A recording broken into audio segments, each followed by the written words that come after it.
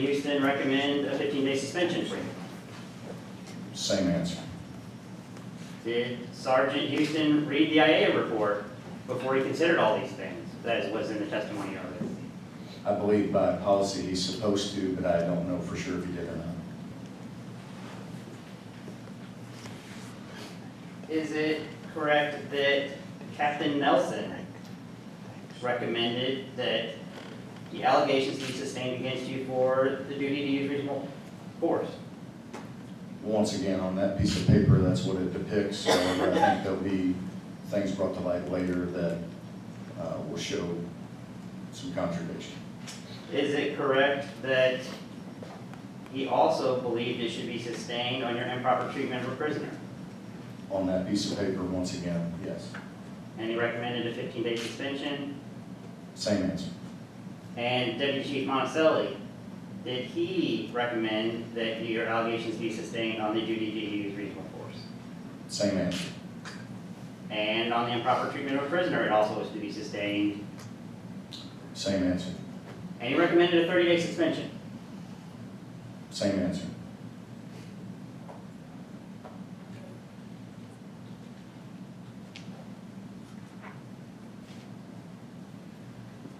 So all of these folks read the IA file, made these recommendations, and they're all wrong. Is that right? No, sir, that's not what I'm telling you.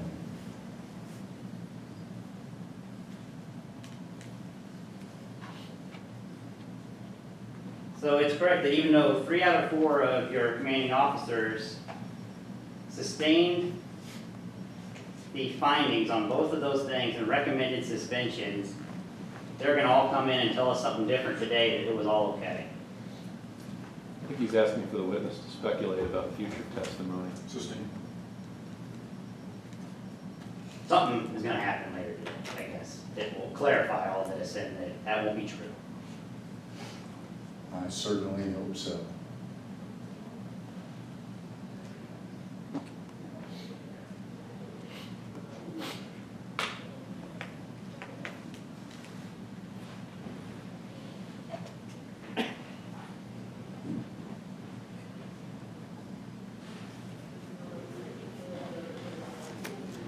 Is it correct that when you gave Baker water, he was calm out in the telephone?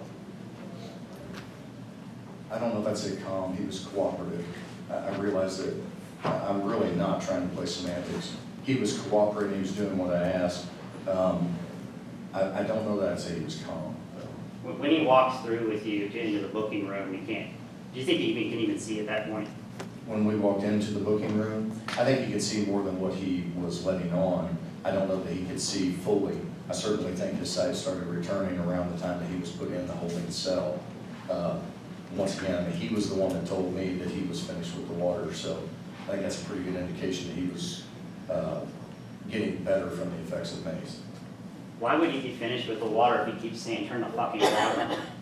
Objection, That's a speculation. better question for him. Did he say, turn the fucking water on? Multiple times.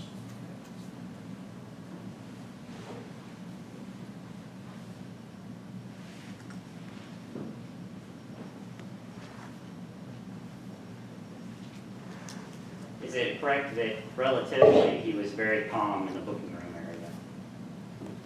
I would say for Kenny Baker, that particular incident, that during that specific time, he was relatively calm compared to when he was assaulting officers and making threats, yes.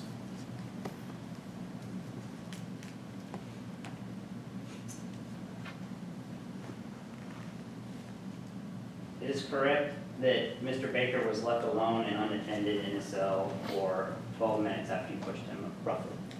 I do not think that that's an accurate depiction of what happened. To say that he was alone would mean that there was nobody in the building, that there was nobody watching from a camera someplace else. That was common practice at the time, so to say that he was left alone, I can't say that, no. Do you know for a fact that someone was watching? I do not, but I know that that was protocol at the time, and that's what was supposed to happen. That's why they had it, so that the station master could watch that area.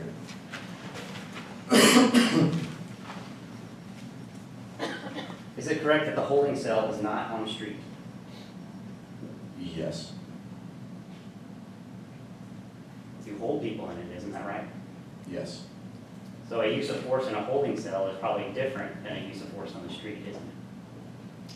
I disagree with that.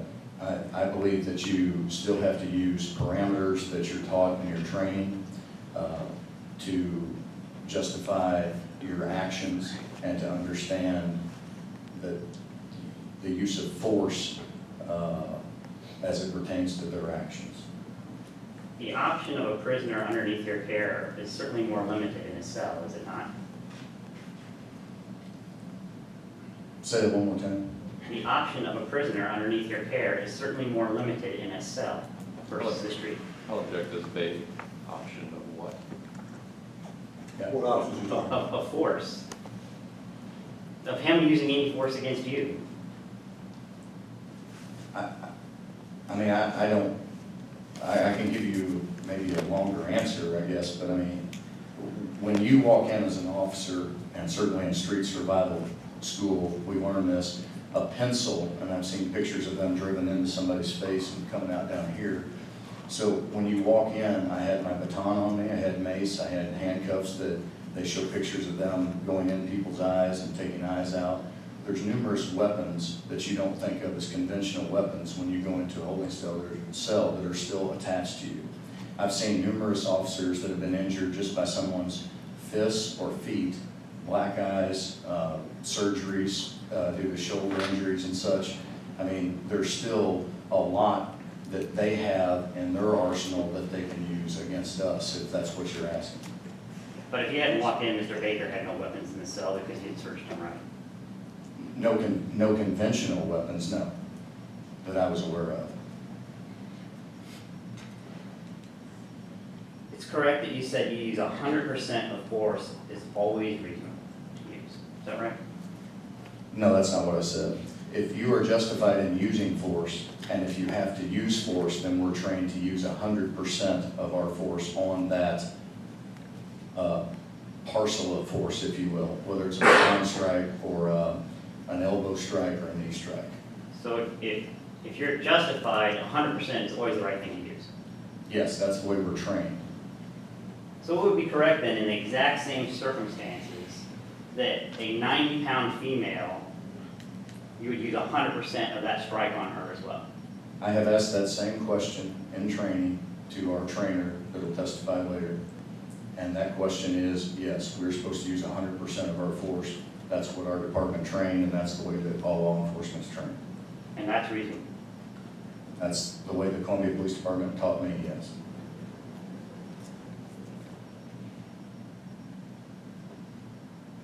Is it correct that there is no police department policy requiring to put someone in the ring? No, that is not true. I think there was that testimony earlier that there is no policy, it's just a practice. That was certainly testimony, but that is not true. Where is the policy? What number is it? I do not know the exact number. If you hand me the IA, I can find it.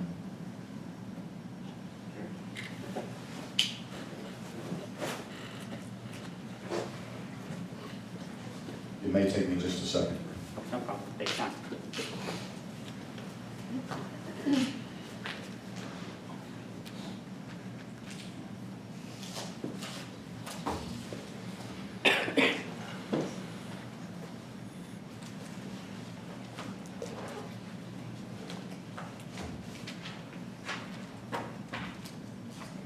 Do you have the summary of this? I could probably find it faster in there. I think it's quoted in there. Sure. Why don't you read it? Oh, For just a second. yeah, sure.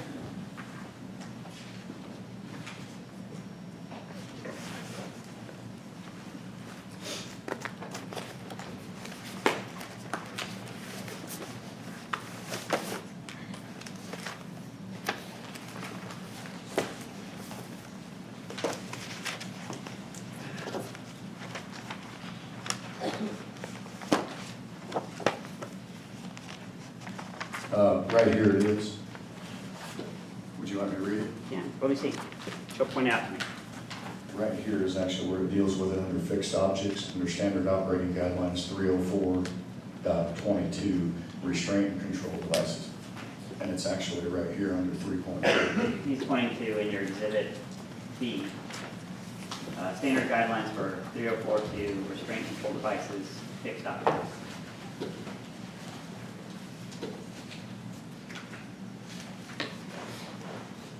Give me the number again, please. Yes. What page is it on? Page 5. About halfway down through the page. 3.4.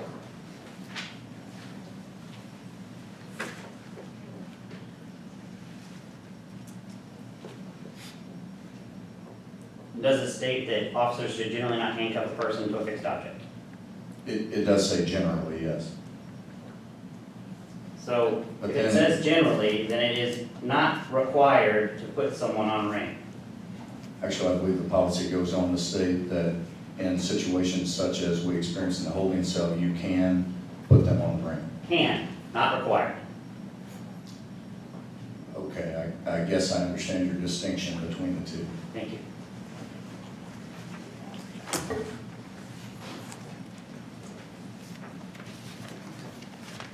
Is it correct that you were not promoted to a canine officer, but it's actually a lateral?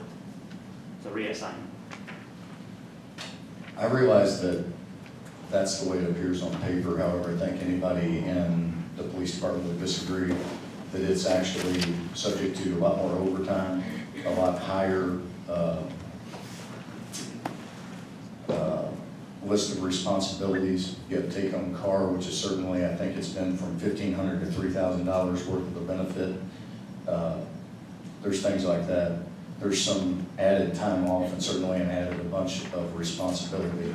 So most people view any specialty assignment, while it may be lateral on paper, as a actual promotion. So it's viewed as a promotion, but it's not a promotion like it was characterized earlier.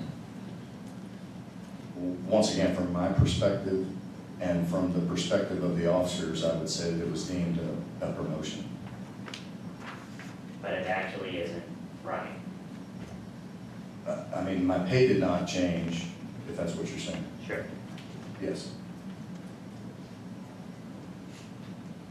Is it correct that when you saw the video with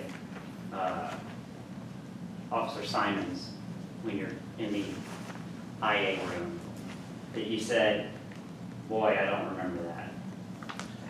There were certainly elements that, by the time that I was interviewed in this, it had been some time, and there were certain elements that I don't recall 100%. I really like you to answer my questions that I asked. If you know the answer, answer it, please. Ask the question again. Is it true that with Officer Simons, when you were showed the video, you said, boy, I don't remember that? Yes, I believe I said that. And you further went on to say, that's not the way I recall it. I believe I said that as well. And you said, and if it is, I apologize, that's just not the way I recall it. Yes, I remember saying that.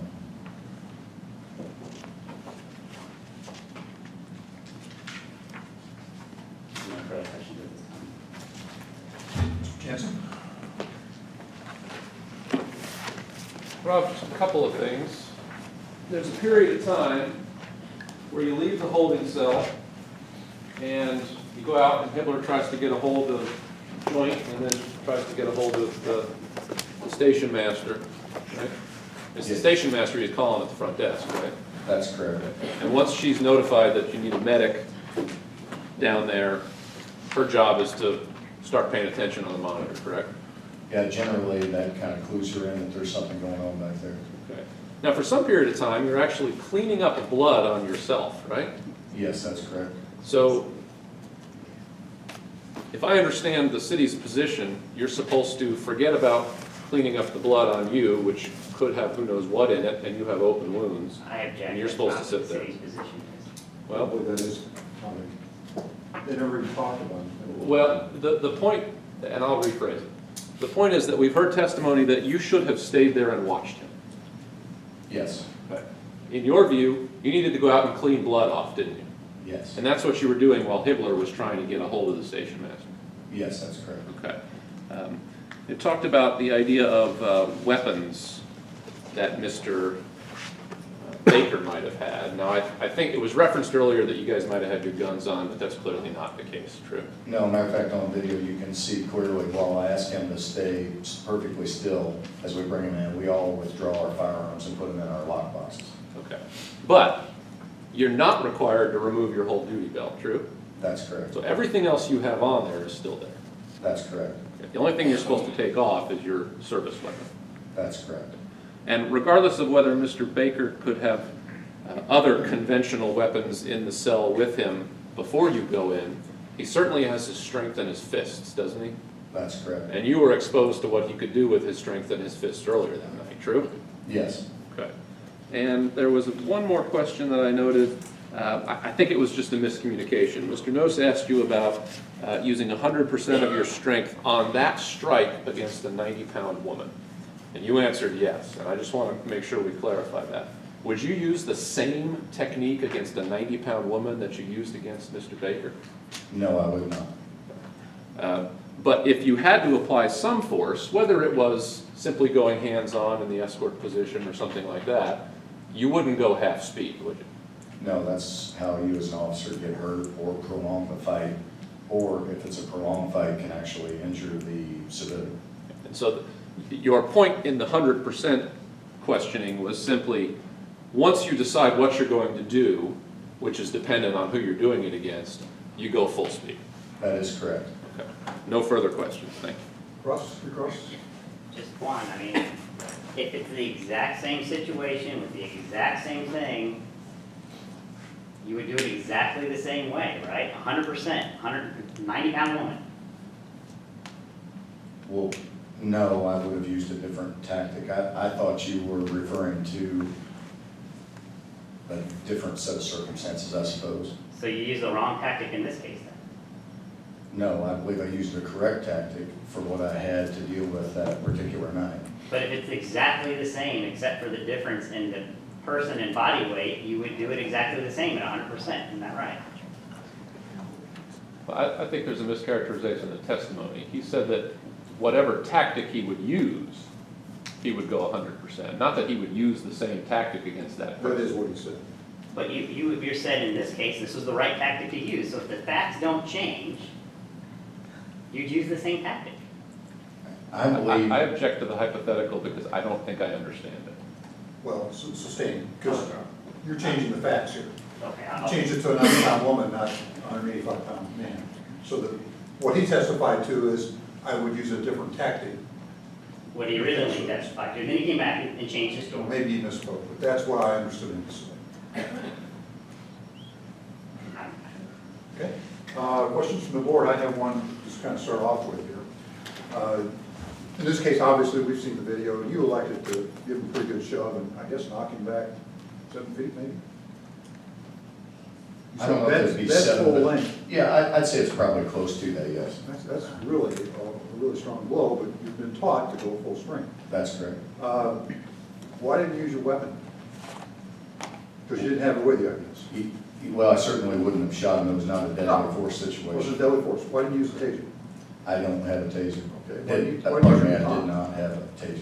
Why didn't you use your Well, a baton would have been a much higher level of force than what I actually used. Right. And so I did not deem that to be a desirable use of force. That would have been an excessive use of force. How about a karate chop to the neck? That would have shut him up. Well, first of all, I'm not really that good at karate chopping. Okay. That's not one of my moves that is in my wheelhouse. But to use your example, I mean, I could have, in this particular set of circumstances, I could have used that. I think that would have been at my disposal, but I did not. How about a blow to the face? I have never in my 18 years ever made any sort of blow or strike to someone's face. And let me say this with one caveat. As a matter of fact, I've never struck anyone with anything in my 18-year career except for one situation where I need somebody to get their hands out from underneath their stomach in a fight with about 4 or 5 other cops that couldn't do it. How about a blow to the kidneys? In this situation, or, This situation. well, his kidneys are in the back. and he was facing me, so I don't think that would have applied. What about a kick to the groin? That would have been considered deadly force, and I certainly wouldn't have What done a that. kick in the shins? A kick in the shins actually would have applied in this scenario. It would have been what they call a distraction or a diversionary tactic. However, you'd have to be in that same range there, and I just didn't, it wasn't one of the things that I feel comfortable doing. How about a cup of water? Pardon? How about a cup of water? Well, at this point, that was not something that we were willing to do for this subject. I feel like that I'd given him a ton of water to the point where he had told me he was satisfied. And at this point, he was escalating in his characteristics enough that I just did not feel like that was a good idea. at the That's time. what he was asking for, wasn't it? No, sir, that was not. I know a lot's been made out of the fact that I should have given him a glass of water to drink. It's my opinion that he was wanting more water to flush his areas. And you're talking about a glass of water that would be a thimble compared to the amount of water that I already washed him out with. Totally agree, but I think the point here that I think people were trying to make, and what we're trying to clear up, I'm trying to clear up in my mind was, your whole method here was to de-escalate the situation, him kicking the door and him yelling, and I thought he was, somebody testified he was yelling he wanted more water. And my question was, wouldn't it have been worth one more try to give him some water to see if he'd shut up? Before Well, we sir. knock him 7 feet across the room. Well, sir, we don't have to provide any of that. That's not something we have to I provide. didn't say you had to. I'm just Okay. saying you're trying to de-escalate the situation, and your solution was to push him 7 feet across the room and shackle him to a ring. I would say that the Columbia Police Department's solution was that, Well, not my you're the solution. one who made the judgment decision at that point. Based on my training that I've been trained by the Columbia Police Department for And I'm 18 asking you, years. my question is, would it not have been a possibility, went through a whole litany of things that you could have done, and there's probably a whole bunch more you know as a police officer, but I don't know. I'm just going to the basic, simplest thing, could you have given him some water, one more try, to see if he shut up? I certainly could have done Why it, didn't yes. you do it? Because I thought that we were out of the negotiation standpoint. He was escalating again, and I felt that he had been given ample warnings to de-escalate himself, if you will, and to wait patiently. So as he had his told me chance, to. he had his one negotiation, he didn't take it, that's the end of the story, we're not gonna throw it out. Any other methods? Actually, that's one more than I had to give him, yes. Actually, matter of fact, I'm not it's saying you two. had to, I'm just saying, as a judgment issue, I'm not sure in my mind that I wouldn't have tried something else before I would have pushed somebody like that. And potentially, if he had hit the right way, you could have killed him. There is always a risk of someone getting injured when a confrontation with the police department happens, that's I correct. agree with that, but not in a holding cell, I wouldn't think that we would want to take it quite that far. I mean, if he'd have hit his head just the right way and then we killed him, I'm not sure we would be here today. Actually, sir, the Supreme Court has deemed that the uses of force, if they are proper by their terminology, the outcome, as long as it's not expected, which is the case in this situation, does not fall on the officer. Okay. Question? I have two basic questions. The first is, you met with the chief prior to actually being terminated, is that correct? A couple of hours before, that's correct. And at that time, you knew that the subject of that meeting would be your possible termination. No, ma'am, I did not. You did not receive any notice to that effect? No, I was not told that, well, let me back up. I received notice that there was, quite a long list of options that the chief had, but I was not aware that he had made up his mind that he was going to terminate me at the point that I met with him. Does But you answer knew your that question? wasn't in that range of options? Yes, ma'am, I knew it was within the range. And I did misunderstood. you basically tell him at that time the same things that you've been telling us today? We sat down, my attorney and I, for, I think it was around 45-minute meeting, where he asked some questions. I certainly told an abbreviated view of it, and we had a discussion about it, yes. So, do you feel that most of the information you've given us today was also available to him after that meeting? Oh, most definitely. Again, you saw the packet of information that the Internal Affairs Department did on this. I mean, it spanned a month in an investigation, and it's over 4 inches in thickness, and he had all that at his disposal. The second question I have involves the video. There are large portions of what occurred that we could not see or hear on the video. And you talk about being in the garage and you're washing him off with water, and you thought you had built a pretty good rapport with him at that time. Is that correct? That is correct. And then we see you going and opening up the door to the holding cell several times after that. That's correct. And at what point in time did that rapport in your mind change to something that made you fearful for what would happen? I don't know that my fearfulness changed from the moment that I had contact with him. You know, it's in the back of my mind because of my observations from the minute that I came in contact with him. So to say that I became fearful, I don't know that that'd be accurate. It would be that I recognized the fear from the moment that I started observing the situation when I got there on the scene to the moment that it culminated with me pushing him. As far as when I felt that our rapport had begun to degrade, I would say that when you're dealing with an intoxicated person or somebody that has chemicals on board, they tend to go on this roller coaster of emotion. And so there's sometimes no rhyme or reason whatsoever. There's certainly things like them insisting on having a glass of water or being released because there is no water that can set them off. But in this particular case, I feel like that when he got in the holding cell and he realized that there was, that basically he was in the holding cell, that was not to his liking, and therefore he began to, in essence, ramp up again and become on that emotional roller coaster that sometimes intoxicated people do. And becoming a threat? I don't know if a threat necessarily. I think the threat was always there. However, I think the threat to do harm to himself or to the damage of the door and then the violation of policy is what created the contact from us again. Does that make sense? Yes, thank you. Another question for you too, Mr. Sanders. I wasn't quite sure when Kavanaugh was questioning you about it. You apologized to the IA because you didn't remember something? What was that? Explain that to me. I didn't get that.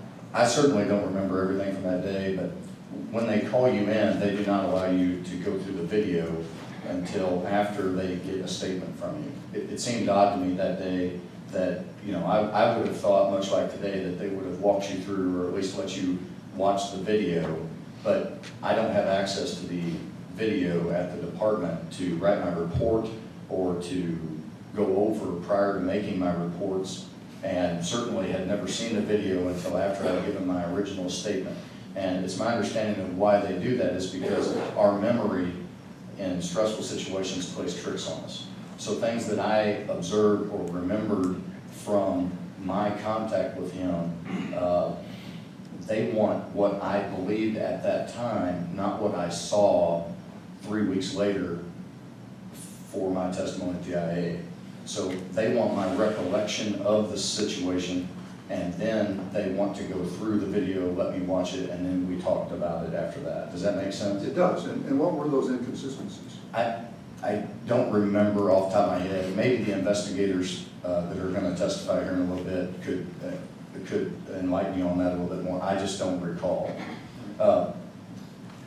I think I remember one being that I thought, and maybe it was when I went forward towards him, that he had his hands on his knees like kind of a tailback. I thought that was one of the sources of contention there, that I felt he was down in that kind of power position when I went, and on the video it looks like he was standing up. And I think that was one of them like that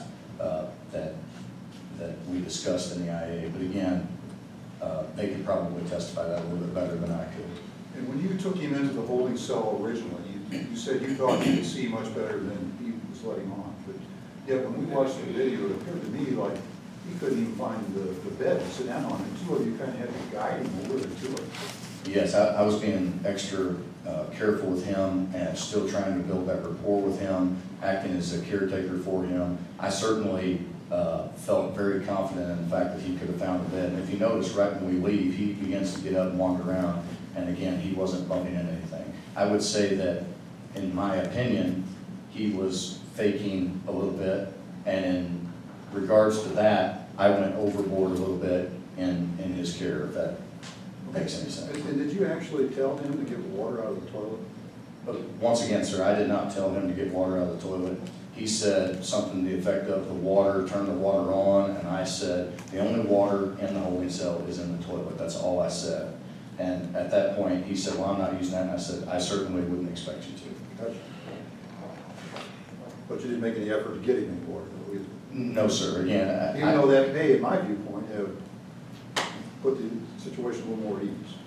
and the only thing I can tell you with that is that after 18 and a half, at that point, years of experience, I witnessed a person that was on an emotional roller coaster, and it was my judgment, and certainly the other officers could have gotten water too, but it was my judgment that that was not going to suffice, and that he was not wanting a cup of water to take a sip. That was not what he was about. Any questions? Yeah, I have a question. A number of times today, the issue of tattoos have come up, and Mr. Baker calling you boss. Did he call anyone else boss that day? I don't know that I recall him, speaking to anyone else directly, except just cursing at us, other than him speaking to me. At the point that I established contact with him, whoever's got the rapport, basically everybody else kind of just stands off and kind of shadows, if you will. So as far as him, somebody may have told him something and he said, okay, boss, or something, but as far as dealing directly with them, he had very little contact with anybody else after I took over and established that rapport. But you interpreted the word boss to be somehow offensive or malevolent or something. It wasn't, in your mind, his subordination to your authority. I don't know that I took it as a insubordinate act. The only thing that I was saying by that is along with the prison tattoos, it tells you a great insight as to who you're dealing with, or the possibility of who you're dealing with. It certainly would not be something that you would want to overlook because of, again, of the training that I've received. That generally speaking means that somebody's done some penitentiary time, and along with that, I've personally witnessed videos where they try to defeat police tactics, so it has to be in the back of my mind of what does this guy know based on. And would someone who would have done penitentiary time think that by banging on the door, he destroyed the door? I would think that, well, I don't know how I would answer that. I just certainly don't know what his thought process was. I know, for instance, at the Boone County Jail, if you beat on the door, they put you on the ring. So, I mean, that's their protocol. I don't know what prison systems do, but I do know our facility in the Boone County Sheriff's Department, they do that. Anything else? Let me ask you one more question. It's kind of come up here in the discussions today that the chief's decision to terminate you be also considered other disciplinary action. When you had your meeting with your attorney at the chief's office, did he discuss anything other than this case, or was the whole history brought up? No, my history was not brought up. Never been disciplined for any other sort of action in regards to any sort of use of force type situation. That wasn't brought up. It was my understanding that he made his choice off of watching the video alone, and it's my recollection that's what he told us in the meeting. Okay, so besides use of force, so he didn't bring up any other disciplinary issues at that meeting? No, not Part of whatsoever. the consideration. That's correct.